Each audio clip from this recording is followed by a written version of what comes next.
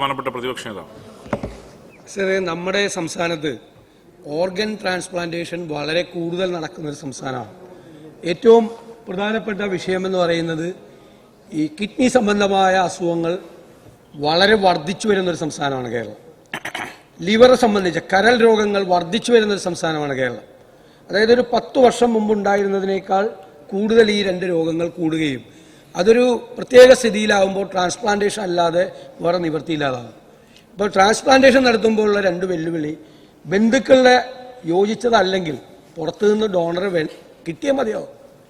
പക്ഷേ ഈ വാർത്തകളും ഇത്തരം കാര്യങ്ങളും വ്യാപകമായി പ്രചരിപ്പിക്കപ്പെടുന്നതോടുകൂടി കുറേ പൊടിപ്പും തൊങ്ങലുള്ള വാർത്തയുണ്ട്, കുറേ യാഥാർത്ഥ്യങ്ങളുണ്ടായിരുന്നു.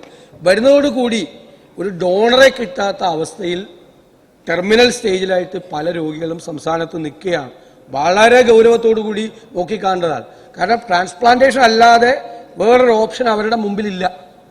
ഡോണറെ കിട്ടാതിരിക്കുന്ന ഒരവസ്ഥ കൂടി. ഞാൻ ഇന്ന് ഇങ്ങോട്ട് പോരുന്നതിന് മുമ്പ് കൂടി ഇതുപോലത്തെ ഒരു വിഷയം എൻ്റെ മുമ്പിൽ വന്നിട്ടുള്ള പ്രശ്നം കൂടിയാണ്. സംസ്ഥാനത്ത് വ്യാപകമായി ഇപ്പോൾ ഉണ്ടായിരിക്കുന്ന ഈ വാർത്തകളുടെ പശ്ചാത്തലത്തിൽ ഡോണർമാരെ കിട്ടാത്ത ഒരവസ്ഥയിലേക്ക് കൂടി, അപകടകരമായ ഒരവസ്ഥയിലേക്ക് കൂടി പോകുന്നുണ്ട് എന്ന കാര്യം കൂടി സർക്കാർ ഗൗരവമായി പരിഗണിക്കും. സർ, നമ്മൾ നേരിടുന്ന ഒരു ഗൗരവതരമായ വിഷയമാണ് ബഹുമാന്യനായ പ്രതിപക്ഷ നേതാവ് ഇവിടെ പറഞ്ഞത്. ഇപ്പൊ സംസ്ഥാനത്ത് കിഡ്നി മാറ്റിവെക്കുന്നതിനായി കാത്തിരിക്കുന്നത് 2265 ആളുകളാണ്. ലിവർ ട്രാൻസ്പ്ലാന്റേഷന് വേണ്ടി കാത്തിരിക്കുന്നത് 408 ആണ്. അപ്പോൾ നമ്മൾ കാണണം, ലിവർ ട്രാൻസ്പ്ലാന്റേഷൻ എന്ന് പറഞ്ഞാൽ കിഡ്നിയേക്കാൾ, ഇപ്പോൾ ലിവർ ട്രാൻസ്പ്ലാന്റ് ചെയ്യണമെന്ന് വെച്ചാൽ മണിക്കൂറുകൾക്കകം ട്രാൻസ്പ്ലാന്റ് ചെയ്യണം. ഇപ്പോൾ district level authorisation committee liver ട്രാൻസ്പ്ലാന്റിന് വേണ്ടിയിട്ടുള്ള അപേക്ഷ വന്നാൽ മണിക്കൂറുകൾക്കകം കമ്മിറ്റി ചേർന്ന് തീരുമാനം എടുക്കണം എന്നാണ്. കാരണം രോഗിക്ക് അല്ലെങ്കിൽ സർവൈവ് ചെയ്യാൻ കഴിയുകയില്ല.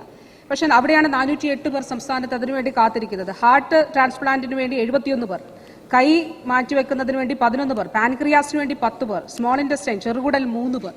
സാർ, തീർച്ചയായിട്ടും ഇത് വളരെ ഗൗരവമുള്ള ഒരു വിഷയമാണ്. കാരണം നമ്മുടെ ജീവിതശൈലി രോഗങ്ങളുമായി ബന്ധപ്പെട്ടിട്ടുള്ളതാണ്. ലൈഫ് സ്റ്റൈൽ ഡിസീസ് അതിൻ്റെ മറ്റൊരു ഘട്ടമാണ്. വാസ്തവത്തിൽ ഈ ആന്തരിക അവയവങ്ങൾക്കുണ്ടാകുന്ന അസുഖങ്ങൾ, ഗുരുതരമായിട്ടുള്ള രോഗങ്ങൾ. അപ്പോൾ തീർച്ചയായിട്ടും സംസ്ഥാന സർക്കാർ കേസോട്ടോ ശ്രമിക്കുന്നത് ഈ മരണാനന്തര അവയവദാനം പ്രോത്സാഹിപ്പിക്കുന്നതിന് വേണ്ടി തന്നെയാണ്. സാർ, നമ്മളൊരു കണക്കെടുത്താൽ ഈ ഗണ്യമായിട്ടുള്ള കുറവ് മരണാനന്തര അവയവദാനത്തിൽ സംസ്ഥാനത്ത് ഉണ്ടായിട്ടുള്ളതായിട്ട് നമുക്ക് കാണാനായിട്ട് കഴിയും.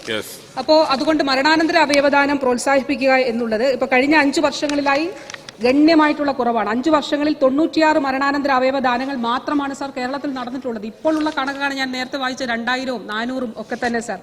അതുകൊണ്ട് തന്നെ ഇതിന് സമഗ്രമായിട്ടുള്ള പ്രോട്ടോക്കോളും രാജ്യത്ത് നിലനിൽക്കുന്ന നിയമത്തിന്റെ അടിസ്ഥാനത്തിലാണ് സാർ. അപ്പോൾ അത് പ്രോത്സാഹിപ്പിക്കുക എന്നുള്ളതും ഈ അവബോധം സൃഷ്ടിക്കുക എന്നുള്ളതും അതോടൊപ്പം തന്നെ വളരെ പ്രധാനമാണ് സാർ. ചൂഷണങ്ങൾ ഒഴിവാക്കുക എന്നുള്ളത്. അപ്പോൾ അതിനു വേണ്ടിയിട്ടുള്ള കൃത്യമായ ഇടപെടലും നമുക്ക് ഒന്നിച്ചു തന്നെ ഈ കാര്യത്തിൽ സർക്കാർ അതിനു വേണ്ടിയിട്ടുള്ള പ്രവർത്തനങ്ങൾ നടത്തുന്നുണ്ട്. അതിനുള്ള പൊതുബോധം സൃഷ്ടിക്കുന്നതിനും നമുക്ക് ഒരുമിച്ച് പരിശ്രമിക്കുകയും ചെയ്യാം.